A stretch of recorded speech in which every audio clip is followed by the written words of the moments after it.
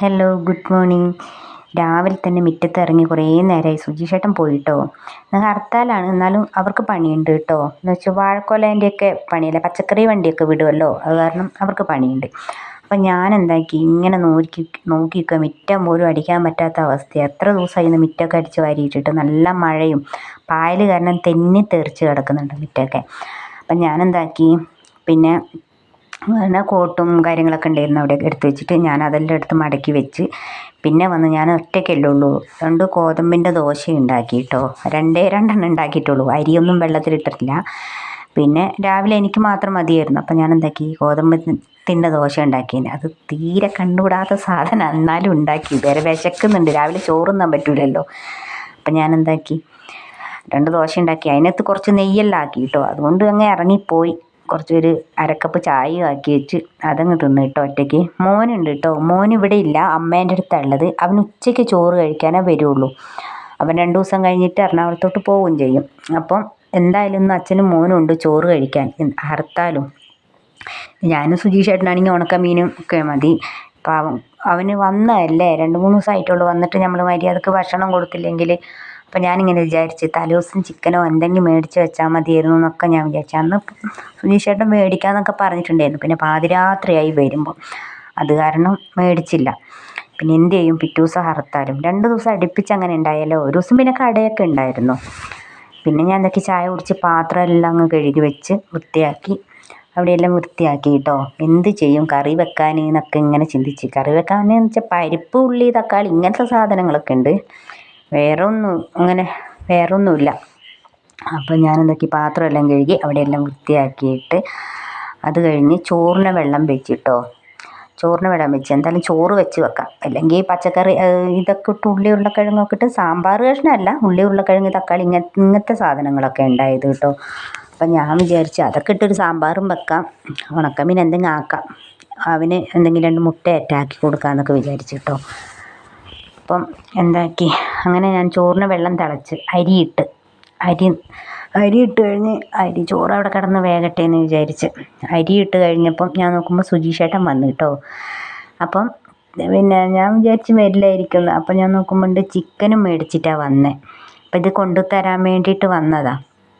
അപ്പം പിന്നെ സമാധാനം, കറി വെക്കാനായല്ലോ. അരി ഇട്ട് കഴിഞ്ഞോട് ഞാൻ എന്താക്കി, അപ്പം ഞാൻ നോക്കുമ്പോൾ കുറച്ച് മഴ ചോർന്നിട്ടുണ്ടായിരുന്നു. ഇങ്ങനെ ചോർച്ചേ ഇല്ല ഇവിടെ, കാര്യം പറയുകയാണെങ്കിൽ. അപ്പം കുറച്ച് മഴ ചോർന്നിട്ടുണ്ട്. ഇതിൻ്റെ ഇരട്ടി വരാനുള്ളതാണ്. നല്ല കാറ്റും കൊണ്ട് കോടയും വരുന്നുണ്ട്. അപ്പം ഞാൻ എന്താക്കി, ആ സമയം കൊണ്ട് അരി ഇട്ടോട് കൂടി വേഗം പോയിട്ട് വേഗം മുറ്റം എന്താക്കി, ആ പായലൊക്കെ ഒന്ന് നന്നായിട്ട് വടിച്ച്. അവിടെ പായലും കൊണ്ട് ഇറങ്ങാൻ പറ്റാത്ത അവസ്ഥയായിരുന്നു. ഒരു മഴ പെയ്തപ്പോഴത്തേക്കും നല്ല കാടും. അപ്പം ഞാൻ എന്തൊക്കെ ചാല് പോലെ ഇങ്ങനെ ആക്കി കൊടുത്ത്. വെള്ളമാണെങ്കിൽ മുറ്റത്ത് കൂടി ഇപ്പുറത്ത് കൂടി എല്ലാം മൊത്തം കുളമായി, നടക്കാൻ പറ്റുന്നില്ല ചെളി കാരണം. അപ്പം ഞാൻ എന്താക്കി, വേഗം ആക്കി അത് വേഗം കുറച്ച് അവിടെ ഇവിടെയെല്ലാം പായലുള്ള വശമൊക്കെ നല്ല വൃത്തിയാക്കി കുറച്ച് കണ്ടില്ലേ അങ്ങനെ. അപ്പം നമുക്ക് തെന്നൂലല്ലോ പായൽ മുറ്റത്തിറങ്ങുമ്പോൾ. അങ്ങനെ അതൊക്കെ വൃത്തിയാക്കി അടിച്ചും വാരിയിട്ട് കേട്ടോ. അല്ലെങ്കിൽ മഴയായിട്ട് ഞാൻ മുറ്റടിക്കലേ ഇല്ല, മുറ്റത്ത് ഇറങ്ങൽ പോലും ഇല്ല. വെയിലുള്ളപ്പോൾ എപ്പോൾ അടിക്കും കേട്ടോ, എന്നും അടിക്കും. മഴയുള്ളപ്പം കണ്ടില്ലേ നിറച്ചും ചെളിയെന്ന് വെച്ചാൽ ചെളി കൂടിയൊക്കെ തെന്നി അടിച്ചങ്ങ് വീഴും.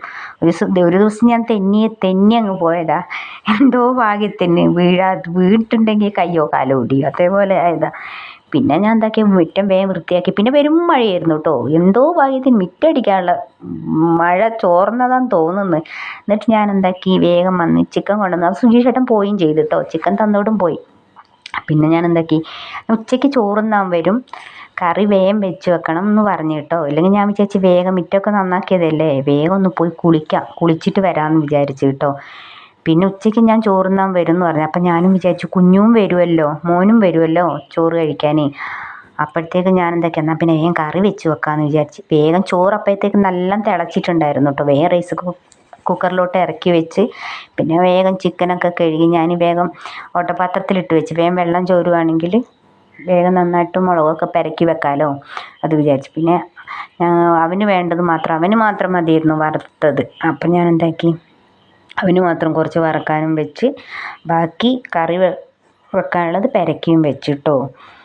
അങ്ങനെ ഞാൻ എന്തായി വേഗം വേഗം ചെയ്യുന്നതെന്ന് വേഗം അത് കഴിഞ്ഞിട്ട് കറിയെല്ലാം വെച്ചിട്ട് വേഗം കുളിക്കാമല്ലോ. ഇവർ ഇല്ലെങ്കിൽ സമയം പോകുമല്ലോ. ഇവർ രണ്ടുപേരും ചോറുണ്ണാൻ വരുമല്ലോ എന്ന് വിചാരിച്ചിട്ട് അത് വെളുത്തുള്ളി ചതക്കലാണ് ഞാൻ കേട്ടോ. തേങ്ങ കണ്ട് വലിയ കടയിൽ നിന്ന് എപ്പം മേടിക്കുകയാണെങ്കിൽ വലിയ തേങ്ങയും മേടിച്ചിട്ട് വരും. എന്താണെന്നോ അവിടെ പറഞ്ഞു വെച്ചിട്ട് പോവുള്ളൂ സാധനം പറഞ്ഞു വെച്ചിട്ട് പോകുമ്പോൾ ഓട്ടോയിലേറ്റ കൊടുത്തു വിടുക അങ്ങനെയൊക്കെ ആയിരിക്കും. അപ്പോൾ അവരെന്താക്കും, കടക്കാരെന്താക്കും, പോകാത്ത വലിയ തേങ്ങയൊക്കെ നമ്മൾ ചിരവേൽ പോലും കൊള്ളൂല അങ്ങനത്തെ തേങ്ങയൊക്കെ കൊടുത്തു വിടും. ഞാൻ പറയലുണ്ട് തേങ്ങയൊക്കെ എടുക്കുമ്പോൾ ഇടത്തരം തേങ്ങയൊക്കെ എടുക്കണം എന്ന് പറയും. എന്നാലും വലിയ തേങ്ങ ഉണ്ടാവും കൊടുത്തു വിട്ടിട്ട്.